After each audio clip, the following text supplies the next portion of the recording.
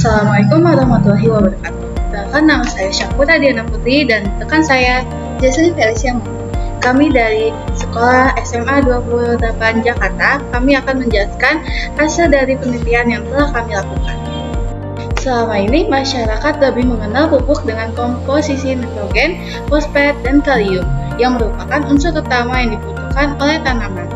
Namun, saat tanaman mengalami pertumbuhan, tanaman juga dapat mengambil unsur silika yang tidak disediakan oleh pupuk-pupuk biasa yang dijual. Pupuk kalium, silika belum umum di Indonesia. Tingginya tingkat konsumsi cabai merah besar harus diimbangi dengan produksi. Kendala yang dialami adalah tingkat kesuburan tanah yang semakin terus menurun akibat kandungan silika pada tanah selama 3 dekade terakhir mengalami penurunan yang sangat signifikan. Selanjutnya, saya akan menjelaskan alat dan bahan yang kami gunakan. Nah, alat-alat yang kami gunakan ada alat tulis-menulis, pisau, ember, panci, garis, hand sprayer, alat magnetic stirrer, erlenmeyer, serta saringan atau ayakan.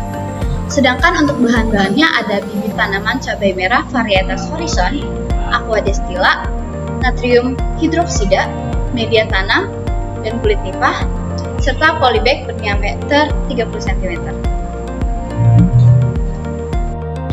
Proses pembuatan pupuk cair biosilika. Pertama, ada proses pembelahan buah nipah. Proses ini berfungsi untuk memisahkan daging dari kulit nipah.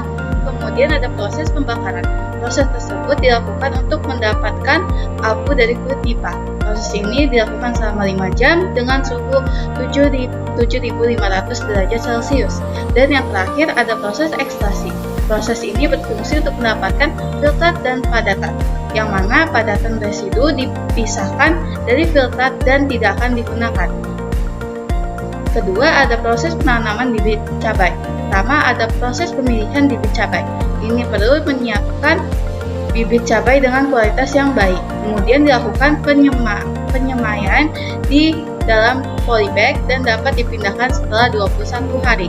Kemudian ada pengaplikasian pupuk cair biosilika yang dilakukan setelah seminggu penanaman bibit cabai ke media tanah. Kemudian tanah harus diperhatikan tidak boleh terlalu kering karena akan mempengaruhi konsentrasi silika yang diaplikasikan.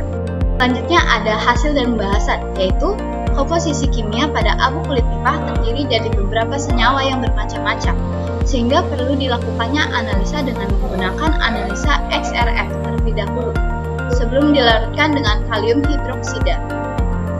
Laju pada pertumbuhan tanaman terbaik terdapat pada perlakuan cair biosilika 2 ml, sedangkan pada perlakuan pemberian 3 ml mengalami penurunan laju pertumbuhan.